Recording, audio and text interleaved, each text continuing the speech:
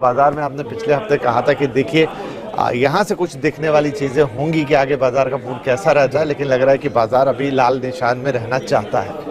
तो विपिन जी, दो तीन बातें हम लोगों को ये देखनी है कि यहाँ पर हम लोग खुलने से पहले आज सोमवार को एक बहुत अहम पायदान पर खड़े हुए थे, जहाँ तक कि निफ्टी और बैंक निफ्टी का सवाल है। वहाँ से रिवर्सल हो सकता था 4 दिन की गिरावट के बाद, लेकिन वो नहीं हुआ।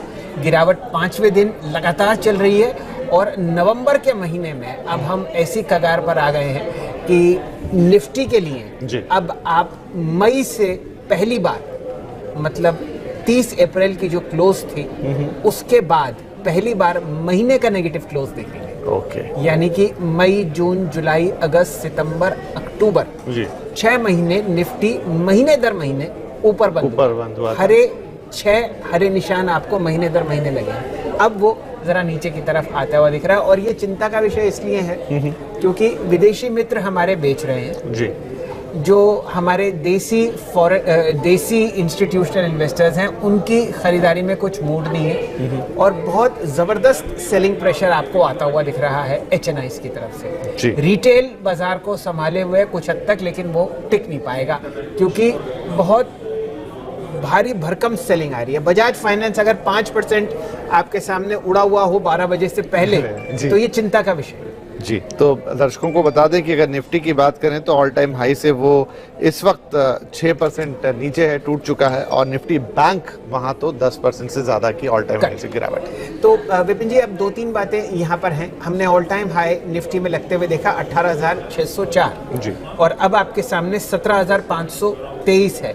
तो आप समझिए कि लगभग आपके सामने 1,050 पॉइंट कट चुके हैं और ये अगर एक नॉर्मल करेक्शन के तौर पर हम देखें तो भी ठीक है, आप लगभग 6% नीचे हैं। बैंक निफ्टी पर चिंता का विषय बहुत ही ज्यादा है। हम लोगों ने 41,800 का ऑल टाइम हाई देखा था और वहां से अब आपके सामने बैंक निफ्टी जो है वो लगभग 4500 पॉइंट गिर चुका है। यहाँ पर करेक्शन अब 11% की तरफ बढ़ता हुआ दिख रहा है, जो कि एक चिंता का विषय बनता हुआ दिखता है क्योंकि सारे फ्रंटलाइन बैंक्स, देखिए PSU बैंकिंग बास्केट में आपको दिक्कत समझ में आए तो ठीक है, लेकिन अगर आपके पास सेलिंग प्रेशर थमने को ही नहीं मान रहा HDFC बैंक में, ICICI बैंक में, एक्सिस बैंक में, तो ये एक गंभीर स्थिति हो जाती है बाजार की सेंटिमेंट के लिए। ठीक है, आपने कहा कि FIIs का इसमें अहम रोल है और ये कॉमन ऑब्जर्वेशन है कि जब जब साल का अंत आता है, क्रिसमस की छुट्टियों के हम करीब पहुंचते हैं, हर साल FIIs अपना पैसा विड्रॉ करते हैं। तो क्या ये भी उसी फिनोमेना के तहत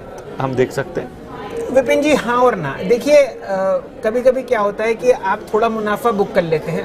HDFC बैंक जैसा शेयर आप इसलिए नहीं बेच देते क्योंकि साल का अंत है। बिल्कुल। तो कुछ ना कुछ तो ऐसा हो रहा है इकोनॉमी में जो शायद हमें बाद में पता चलेगा और जो हमारे विदेशी मित्र हैं या जो बड़े निवेशक हैं उनको पहले ही पता चल रहा है। क्या संकेत हैं ये हमें नहीं पता, लेकिन जो सेलिंग की फेरोसिटी है, आप देखिए धम से नीचे गिरा। कोई भी लेवल आप रुकने को तैयार नहीं है स्क्रीन पे। जबकि हमने देखा कि कुछ दिन पहले जो रिपोर्ट्स आई थी और जो अपग्रेडेशन हुआ था, चाहे इंडियन इकोनॉमी की बात, और बैंक के लिए तो खास तौर पे बड़ा पॉजिटिव था, वहां से हमने बैंक को बहुत तेजी से मूव करते हुए देखा था, लेकिन अब उतनी ही तेज हमें गिरावट भी दिख रही है। तो यहाँ अहम सवाल ये बनता है सर कि क्या ये गिरावट खरीदने का भी मौका देती है? नहीं विपिन जी, अभी नहीं। देखिए क्या है कि यहाँ पर अब ये मार्केट जो है इसकी रूपरेखा तब्दील हो चुकी है। ये बाई ऑन डिप नहीं रहा, ये सेल ऑन राइज हो गया। तो जहां जहां भी निफ्टी में आपको हल्की सी 50 पॉइंट की बढ़त दिखती है, 100 पॉइंट की बढ़त दिखती है, वहीं से उसको और दबाया जाता है सेलिंग प्रेशर के साथ। तो मेरे ख्याल से अभी 2 काम तो बिल्कुल करने हैं, ये कि गिरते हुए चिरे को नहीं पकड़ना, ठीक है, और अपने म्यूचुअल फंड के SIP बंद नहीं करने। बिल्कुल, वहां पे मौका आपके लिए बनेगा क्योंकि आपको ज्यादा यूनिट्स इस समय मिलते रहेंगे बाजार में। अच्छा, एक चीज और कि ये जो पिछला 16-18 महीने का एक बिल्कुल सुपर बुल हमने देखा, रन देखा, उसमें ये पहला मौका ही दिख रहा है जब इतनी शार्प गिरावट आई है। तो क्या हम इसको माने कि यहाँ पर एक वो बड़ा करेक्शन हो सकता है? कह नहीं सकते क्योंकि इतनी तेजी की उम्मीद भी नहीं थी, तो करेक्शन का भी आप कुछ कह नहीं सकते। तो विपिन जी, हम लोग ऑलरेडी, आप समझिए कि अगर निफ्टी पर देखें तो 17,522 पर हम लोग हैं। अब यहाँ से 101 पॉइंट और चटक जाए, 150 पॉइंट और चटक जाए तो कोई दिक्कत नहीं है, क्योंकि अब कोई भी नवंबर को बचाने के लिए नहीं लगेगा अगले 4 दिन। देखिए आपकी मंथली एक्सपायरी बृहस्पति को खत्म हो जाएगी, राइट। है ना। तो यहाँ पर अक्सर ये देखा जाता है कि भाई अगर खून निकल रहा है तो एक बार वो जो मल निकल जाए। मवाद जो है वो एक बार निकलवा दो, ताकि सामने वाले की बात रखी गई कि भाई देखो हमने अच्छे से ड्रेसिंग कर दी, क्लीन अप कर दिया। क्लीन अप हो गया, अब आप वापस मर्रम लगाइए, पट्टी लगाइए, दवाई दीजिए, एंटीबायोटिक खिलाइए और स्टेबलाइज कीजिए निफ्टी और बैंक निफ्टी को।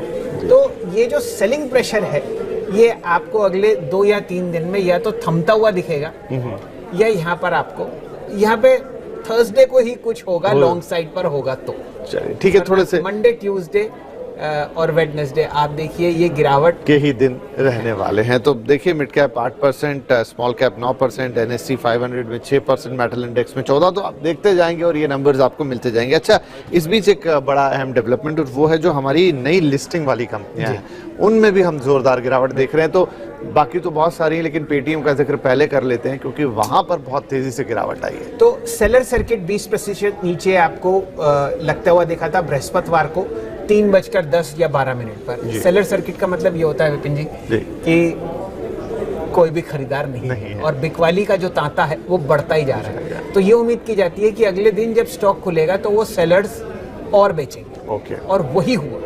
अब दोबारा बृहस्पति की क्लोज से 17% नीचे आपको पेटीएम ट्रेड करता हुआ दिख रहा है। हालांकि कंपनी ने वीकेंड पर माहौल सेंटीमेंट सुधारने के लिए काफी डेटा दिया, लेकिन बाढ़ के सामने कोई वृक्ष नहीं रुक पाता। ये तो एक पौधा है जिसकी जिंदगी एक दिन पहले मतलब बीज ही है जी। तो रिपोर्ट बनाने वालों ने भी मुझे लगता है सोचा नहीं होगा। जो रिपोर्ट हमने लिस्टिंग से पहले देखी थी कि 1200 का लक्ष्य उसका दिया गया था और लगभग उसके पास आके ये टिक गया 2 दिन के अंदर। तो मेरे हिसाब से ये ज़रा एक परेशानी का दौर शुरू में ही आईपीओ बाजार की तरफ से आया था।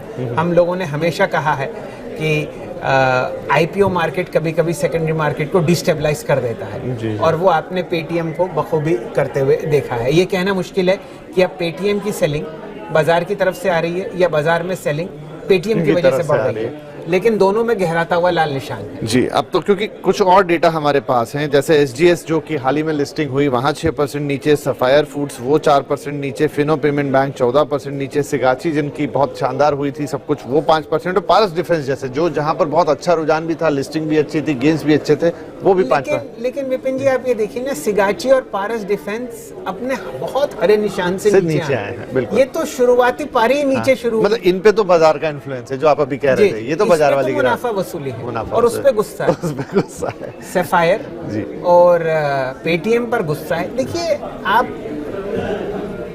आप रिटेल का एक आध बार बेवकूफ बना लें, लेकिन जो इंस्टीट्यूशनल इन्वेस्टर बैठा है उसको आप कैसे बनाएंगे?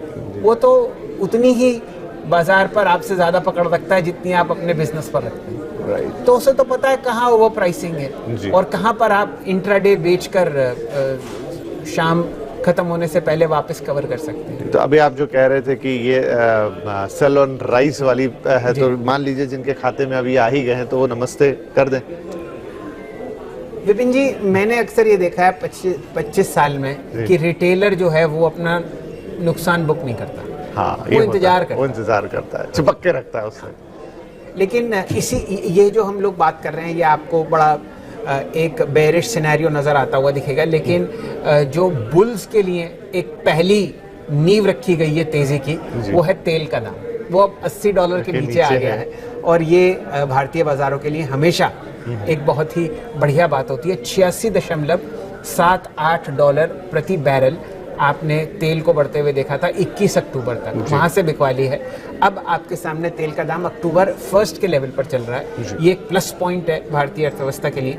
और दूसरा एक बहुत बड़ा पॉइंट आपके लिए ये है कि यहाँ पर जो डॉलर इंडेक्स है उसकी चिंता बनी हुई है, इमर्जिंग मार्केट्स के लिए भी और हमारे लिए भी।